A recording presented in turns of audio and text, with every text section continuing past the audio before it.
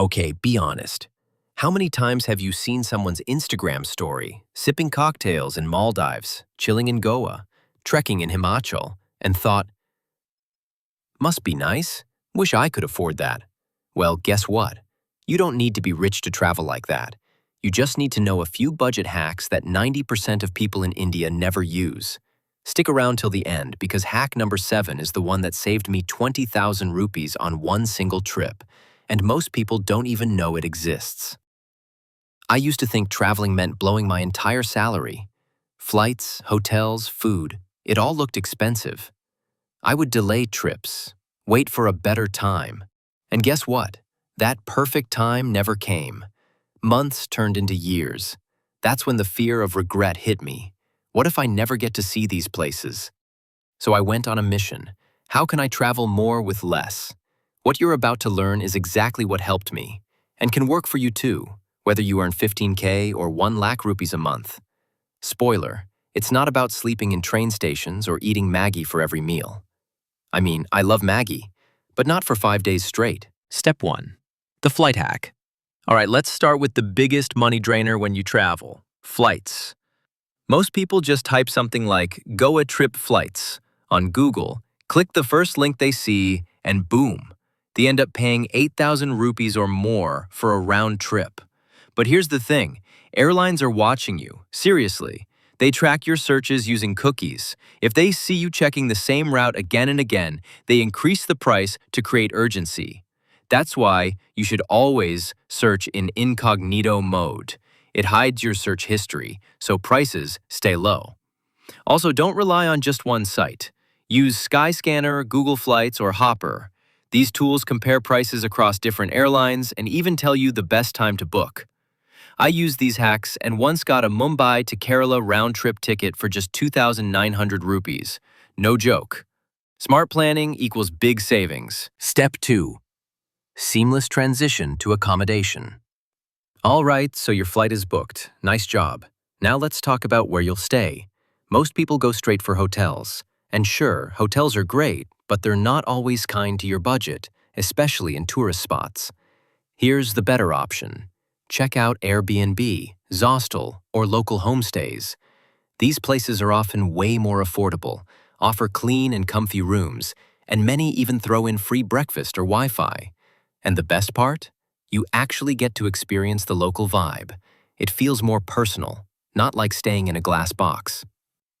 Plus, if you're staying in hostels, you'll probably meet fellow travelers, swap stories, maybe even make some new friends for your next trip.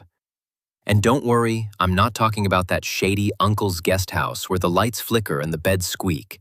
Do your research, read the reviews, choose smart, and your stay will be just as enjoyable as your destination. Step 3. The off-season magic. Now this is where you get a secret advantage that most people ignore. Traveling in the off-season. Sounds boring? Trust me, it's the smartest move you can make. Take Goa in August. Yes, it might rain a little, but everything from hotels to food is way cheaper. Kerala in June, you get lush green views, fewer tourists, and crazy low rates. And if you hit Himachal after the monsoon, you'll get cool weather, quiet spots, and budget-friendly stays. Off-season travel means less crowd, lower prices, and more peace. No fighting for selfies, no overpriced taxi rides. Plus, your wallet will be happy, and so will your Instagram. Because let's be real, peaceful beaches and green mountains look way better without hundreds of people in the background. So next time, don't follow the crowd. Travel smart. Travel off-season. Quick pause. If you're enjoying these tips so far, go ahead and hit that subscribe button. We share smart money hacks every single week, made especially for Indians who want to save more and live better. From travel tricks to budgeting tips, everything is easy to follow and super practical. Because let's be honest, your wallet deserves a break too, right? So, hit that button and join the Smart Money Club. Step 4.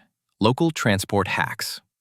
All right, you've reached your destination. Now comes the tricky part. Getting around without burning your wallet.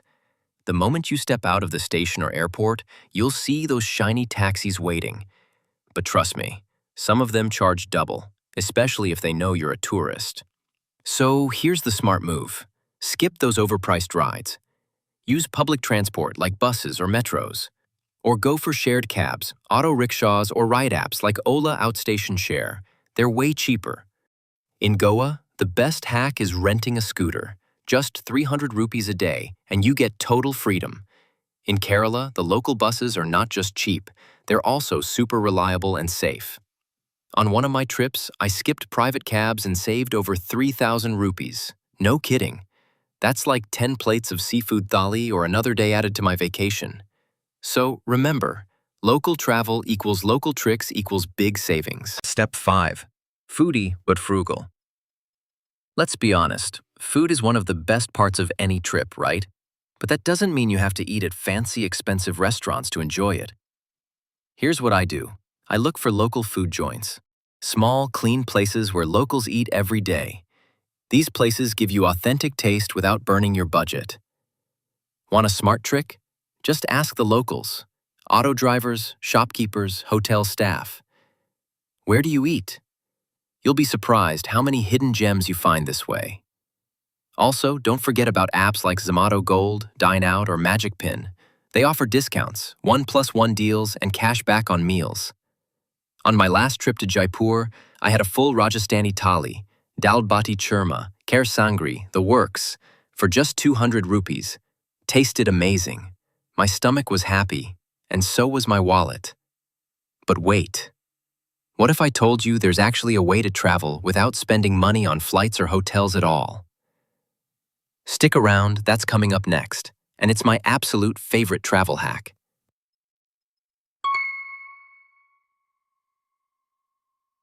Step 6. Credit card rewards. The free travel hack. All right, now we're getting into pro-level savings. The kind that can make your flight and hotel bills literally disappear. Enter credit card rewards, the secret weapon that most travelers in India completely ignore. If you use the right cards, you can earn air miles, cashback, or even free hotel stays just by spending normally. No extra effort. Cards like HDFC Infinia, Axis Magnus, and SBI Elite give crazy rewards when you book flights, hotels, or even shop online, if you use them smartly. But here's the key. Never overspend just to earn points. That's a trap. Just spend on the things you already need. Groceries, bills, bookings, and always pay the full bill on time. No EMI, no interest. I used this exact trick near and flew to Goa for free. Yep, round-trip ticket entirely paid with points. And before you ask, no shady links, no sign-up-now scams. These are real cards, real banks, and real benefits. You just need to use them wisely. Step 7. The travel fund trick. Now this one's my personal favorite, and honestly, it changed the way I travel. I created a separate savings account just for travel. Every month, I set up an auto transfer of 2,000 rupees into that account. I don't even think about it. It just happens in the background. And when it's time to plan a trip, guess what? The money's already there. No guilt, no last-minute panic, no credit card debt. And 2,000 rupees a month isn't that hard. That's like one weekend of random Swiggy orders or those extra cappuccinos you don't even finish. Let me ask you, would you rather waste it on 5 unnecessary coffees or save up for a full trip to Ladakh, Goa, or even the Northeast? See, budget travel doesn't mean giving up fun. It means creating the freedom to enjoy it without stress. Because the real pain isn't spending money. It's missing out on memories you'll regret not making.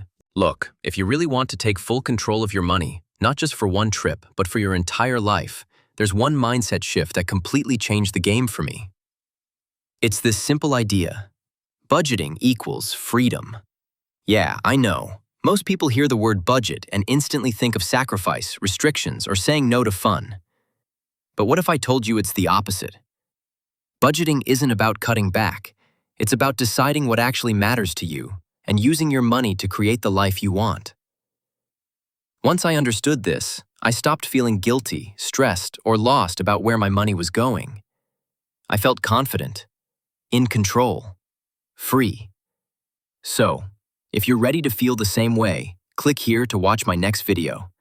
Budgeting equals freedom. Why you're thinking about money all wrong. 2025 Guide. It'll change the way you look at money forever. And I promise, you'll never fear about budgeting again. See you there.